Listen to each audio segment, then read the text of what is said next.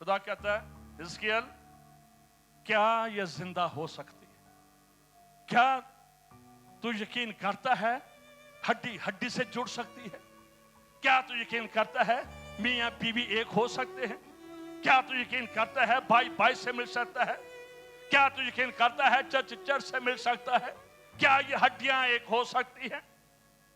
हिजकिय्याल कहता नहीं खुदा, आई डोंट नो, मुझे नहीं पता। खुदा मुझसे कहता है कि नहीं, तू कहेगा तो मैं करूंगा,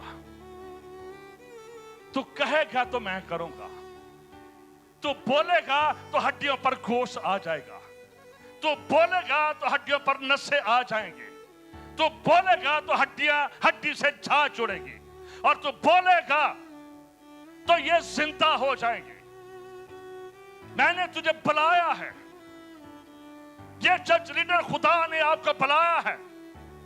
जो ब्लेसिंग आप देंगे खुदा चर्च को ब्लेसिंग देगा।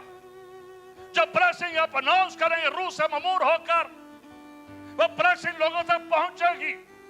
खुदा ने हिजकिय्याल से कहा था, We are special people of the God, क्योंकि हम पर यीशु का कीमती लहू है। जब कीमती लहू आप पर है तो आप हिजकिय्याल से ज्यादा कीमती बन जाते हैं, क्योंकि हमारे ऊपर कीमती लहू है, हमारी कुर्बानी दी गई है। इसे जब चर्च बोलेगा खुदा आपकी जिंदगी में मिरेकल करेगा।